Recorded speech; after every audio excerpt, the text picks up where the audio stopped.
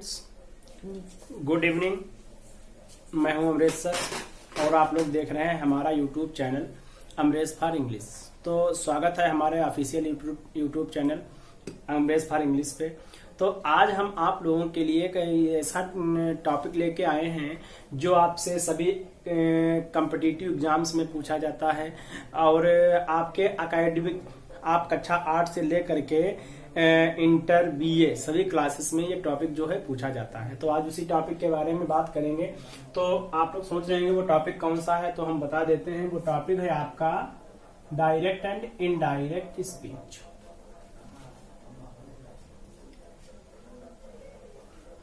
Direct and indirect speech, ये topic है आपका डायरेक्ट एंड इनडायरेक्ट स्पीच। हाँ, तो डायरेक्ट और इनडायरेक्ट स्पीच का आपने देखा होगा बहुत जगह एक शब्द लिखा होता है नरेशन। इसका दूसरा नाम जो है वो होता है आपका नरेशन। क्या होता है? नरेशन। नरेशन मीन्स होता है वर्णन। क्या होता है? वर्णन। तो ये वर्ब नरेट से बना है। नरेट मीन्स होता है वर्णन करना और नरेशन मीन्स होता है वर्णन। तो जो नरेट वर्णन करता है उसको बोलते हैं नरेटर। जैसे कब पढ़ा होगा फला कहानी का फला नरेटर है ना। तो डायरेक्ट और इनडायरेक्ट स्पीच, इसका दूसरा नाम क्या होता है? नरेटर। नरेशन होता है। क्या होता है? नरेशन होता है। तो पहले हम लोग ये जान लेते हैं कि ये डायरेक्ट स्पीच क्या होता है और इनडायरेक्ट स्पीच क्या होता है। तो जैसे आपको हम ऐसी लैंग्वेज में इसी लैंग्वेज में बता रहे जो हम लोग बातें करते हैं ना एक दूसरे से, वही होता है। या तो हम बात किसी से डायरेक्ट स्पीच में करते हैं या फिर हम इनडायरेक्ट स्पीच में करते हैं। तो डायरेक्ट स्पीच वो होता है जब हम अपनी बात करते हैं, मतलब जो भी जैसा कहता है स्पीकर, जो भी बोलता है बोलने वाला, और उसको ज्यों का त्यों अगर प्रस्तुत कर दिया जाता है तो वो होता है डायरेक्ट स्पीच। क्या होता है? Direct speech. और जब स्पीकर के द्वारा कही गई बात को कोई व्यक्ति अपने शब्दों में एक्सप्रेस करता है, व्यक्त करता है, तो वो होता है इनडायरेक्ट स्पीच। ठीक है। तो डायरेक्ट स्पीच पहले हम लोग जान लेते हैं क्या होता है डायरेक्ट स्पीच। इसको हिंदी में हम लोग बोलते हैं प्रत्यक्ष कथन। क्या कहेंगे? प्रत्यक्ष कथन। मतलब ये होता है बोलने वाला स्पीकर जो भी बोले उसको ज्यों का त्यों, मतलब उसमें कोई भी चेंजिंग न करके उसको ज्यों का त्यों अगर लिख दिया जाए तो वो होता है आपका डायरेक्ट स्पीच। तो इसमें आपको क्या लिखना है? स्पीकर के द्वारा कहे हुए शब्दों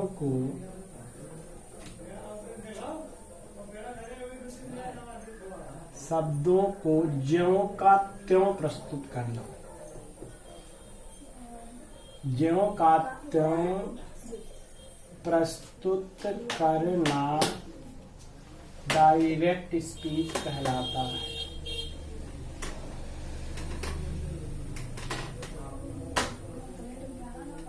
डायरेक्ट स्पीच कहलाता है। तो डायरेक्ट स्पीच क्या होता है? स्पीकर वक्ता के द्वारा कहे हुए शब्दों को ज्यों का त्यों विदाउट एनी चेंजिंग हम जब उसको व्यक्त करते हैं या किसी को बताते हैं तो वो होता है डायरेक्ट स्पीच। ठीक है। तो आपके लिए नॉलेज के लिए हम बता रहे हैं, आपके नॉलेज के लिए, कि डायरेक्ट स्पीच को किसी के द्वारा कही गई बात को हमेशा इन्वर्टेड कॉमा के अंदर रखा जाता है। कहाँ रखा जाता है? इन्वर्टेड कॉमा के अंदर। तो नोट में आपको लिखना है डायरेक्ट स्पीच को या किसी के द्वारा कही गई बात को हमेशा इन्वर्टेड कॉमा के अंदर रखते हैं। इन्वर्टेड कॉमा सबको पता है, पंक्चुएशन में पढ़ा होगा, कुछ ऐसा होता है। ठीक है। तो ये लिख लीजिएगा डायरेक्ट स्पीच क्या होता है? किसी स्पीकर के द्वारा कहे हुए शब्दों को, उसकी बात को, उसके स्टेटमेंट को ज्यों का त्यों प्रस्तुत करना कहलाता है डायरेक्ट स्पीच। क्या कहलाता है? Direct speech. तो नोट में यही लिखना है किसी के द्वारा कही गई बात को, किसी के द्वारा कही गई बात को हमेशा इन्वर्टेड कॉमास के अंदर रखते हैं। ठीक है, इन्वर्टेड कॉमास के अंदर रखते हैं। तो किसी की द्वारा कही गई बात को इन्वर्टेड कॉमास के अंदर रखते हैं। जैसे एग्जांपल है, राम said, नीचे comma, inverted comma, Hari is playing cricket. तो हमने लिखा राम सेड, राम ने कहा, Hari is playing cricket, Hari cricket खेल रहा है। तो आपने देखा राम ने जो भी कहा हमने बिल्कुल उसको वैसे ही रख दिया इन्वर्टेड कॉमास के अंदर क्लोज करके। तो ये आपका कौन सा स्पीच हुआ? डायरेक्ट स्पीच हुआ। तो किसी के द्वारा कही गई बात को या स्पीकर के द्वारा कहे गए शब्दों को ज्यों का त्यों प्रस्तुत करना क्या कहलाता है? डायरेक्ट स्पीच कहलाता है। क्या कहलाता है? Direct speech. अब आप जान लीजिएगा कि डायरेक्ट स्पीच के पार्ट्स क्या होते हैं, इसके कितने भाग होते हैं। तो ये जो बोलने वाला होता है ना, ये आपका होता है स्पीकर। क्या होता है? स्पीकर। और बोलने के लिए वो जिस वर्ब का प्रयोग करता है इसको हम लोग बोलते हैं रिपोर्टिंग वर्ब। क्या बोलेंगे? कौन कर दीजिए? Reporting verb. रिपोर्टिंग वर्ब ऊपर देखो जो आ रहा है उसको कर दीजिएगा, सॉरी। तो स्पीकर ये जो है, ये जो बोलने वाला है ये है आपका स्पीकर, और जो भी बोल रहा है ये है आपकी रिपोर्टिंग वर्ब। और ये जो भी उसने कहा है भाव, जो भी उसने कहा है ये है आपका रिपोर्टेड स्पीच। क्या है? Reported speech. समझ में आया कि नहीं आया? तो जो बोलने वाला स्पीकर है, जिस वर्ब का प्रयोग करता है वो रिपोर्टिंग वर्ब है, और जो भी बोलता है, जो भी कहता है, जो इन्वर्टेड कामा के अंदर वाला पोर्शन है ये आपका रिपोर्टेड स्पीच है। बोलो हाँ या ना? हाँ। तो राम शेड, राम ने कहा Hari is playing cricket, Hari cricket खेल रहा है। तो इसमें बोलने वाला स्पीकर, जो वर्ब की प्रयोग की वो रिपोर्टिंग वर्ब, जो भी बोला उसने वो हो गया आपका रिपोर्टेड स्पीच।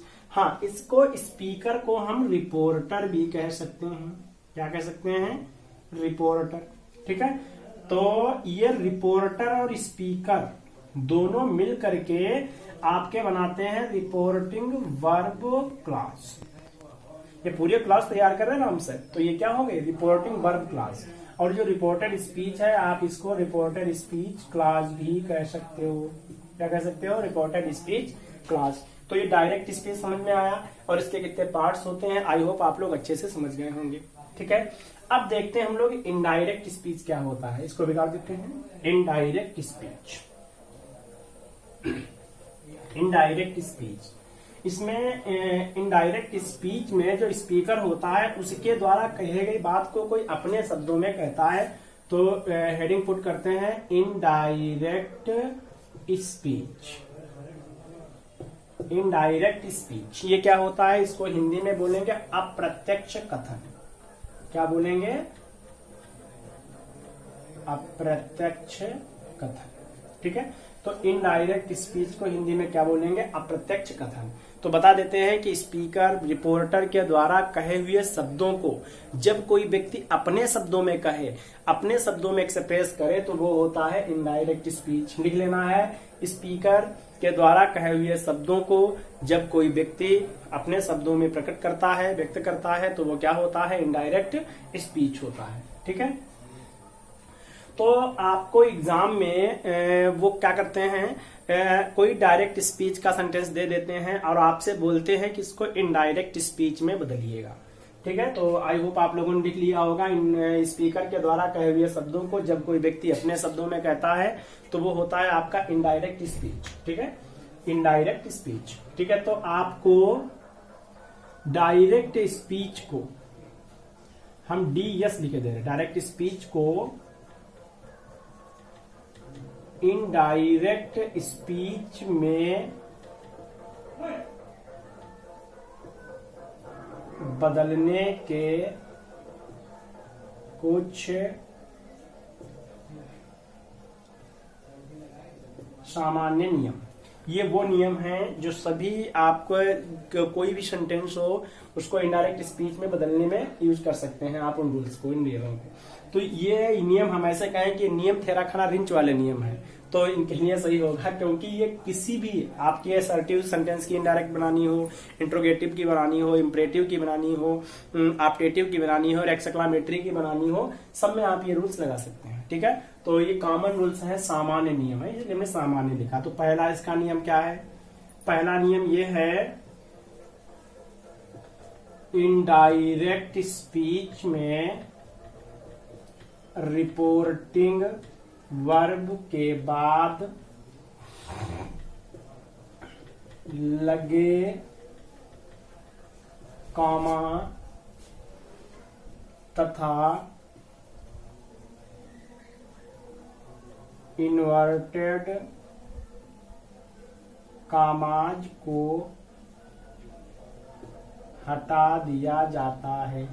अभी हमने आपको दिखाया कि रिपोर्टिंग वर्ब के बाद एक नीचे कामा लगाते हैं डायरेक्ट स्पीच में, और एक इनडायरेक्ट स्पीच डायरेक्ट स्पीच जो होता है किसी के द्वारा जो भी स्पीकर बोलता है उसको इन्वर्टेड कामा के अंदर क्लोज कर लेते हैं। तो इनडायरेक्ट स्पीच में हम क्या करेंगे, जो रिपोर्टिंग वर्ब के बाद कामा लगा होगा और जो इन्वर्टेड कामा लगा होगा इसको रिमूव कर देंगे। दूसरा इसका जनरल रूल है, दोनों क्लॉजेस को जोड़ने के लिए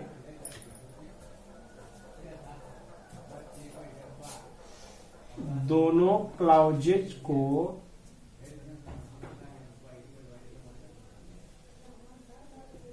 जोड़ने के लिए कंजंक्शंस दैट इफ वेदर आदि का यूज करते हैं। देखिए सेंस के अकॉर्डिंग होता है, हमने इसमें टू नहीं लिखा, टू भी यूज किया जाता है, कहीं पर लिख लीजिएगा टू। इंपरेटिव सेंटेंस में या इन्फिनेटिव टू का भी यूज किया जाता है। तो ये जो क्लॉजेज होती हैं, अभी हमने बताया, एक होती है आपकी रिपोर्टिंग स्पीच क्लॉज और दूसरा रिपोर्टिंग वर्ब क्लॉज। तो दोनों क्लॉजेज में जब हम कामा और इन्वर्टेड कामा को रिमूव कर देंगे तो दोनों क्लॉजेज को जोड़ेंगे तो कोई एक कंजंक्शन का यूज करते हैं, वो दैट होता है। सेंटेंस के अकॉर्डिंग देखिए, असर्टिव में आपका दैट लगता है, इंपरेटिव में टू लगता है, इंट्रोगेटिव में इफ और वेदर लगता है। ठीक है, तो ये है दूसरा। तीसरा इसका रूल है, मोस्टली अधिकतर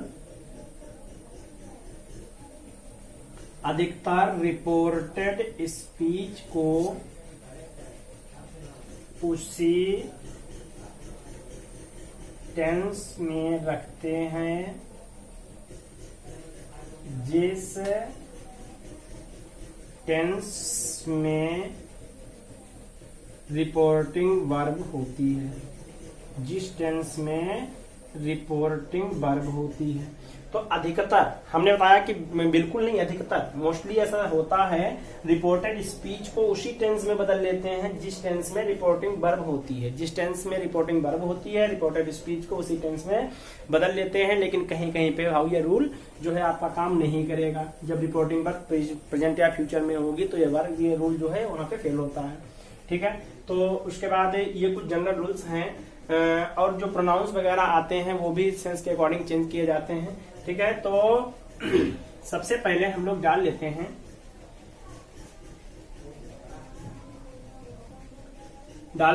इनडायरेक्ट ऑफ असर्टिव सेंटेंसेस।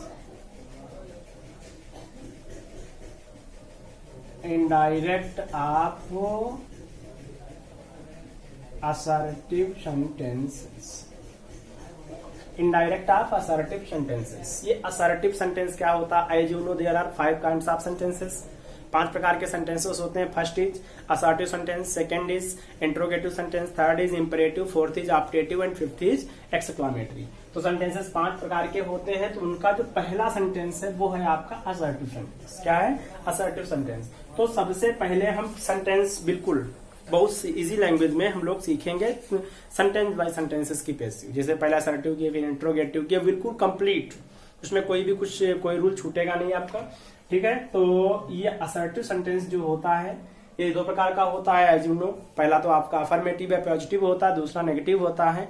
तो उन असर्टिव सेंटेंसेस की पैसिव वो इनडायरेक्ट जब हम लोग पढ़ेंगे तो इसमें हम लोग पढ़ेंगे 3 चीजें। पहली है आपकी टेंस चेंजिंग। क्या है? Tense changing. दूसरा है आपका प्रोनाउन चेंजिंग, जिसको बहुत लोग कठिन मानते हैं, मोस्टली स्टूडेंट शिकायत करते हैं सर प्रोनाउन चेंजिंग नहीं समझ में आती है। गारंटी लेते हैं प्रोनाउन चेंजिंग सिखा देंगे। आप रेगुलर हमारे साथ बने रहिएगा, वीडियो के लास्ट तक प्रोनाउन चेंजिंग सिखाने की फुल गारंटी है। आज के पार्ट में तो हम ज्यादा नहीं दे पाएंगे, लेकिन नेक्स्ट पार्ट में आपको प्रोनाउन चेंजिंग सिखाने की फुल गारंटी के साथ आएंगे। तो प्रोनाउन चेंजिंग दूसरा है आपका प्रोनाउन चेंजिंग, और तीसरा है आपका changing the words denoting nearness. मतलब ये है निकटता सूचक शब्दों में चेंजिंग, निकटता सूचक शब्दों में चेंजिंग। तो ये 3 चीजें हम लोग असर्टिव सेंटेंसेस में पढ़ेंगे। तो सबसे पहले हेडिंग पुट कर लीजिएगा टेंस चेंजिंग।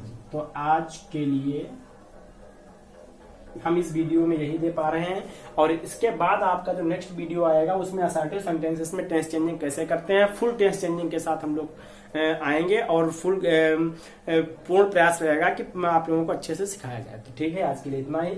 नेक्स्ट वीडियो में फिर मिलते हैं। आज के लिए इतना ही। Good bye bye. जय हिंद, जय भारत।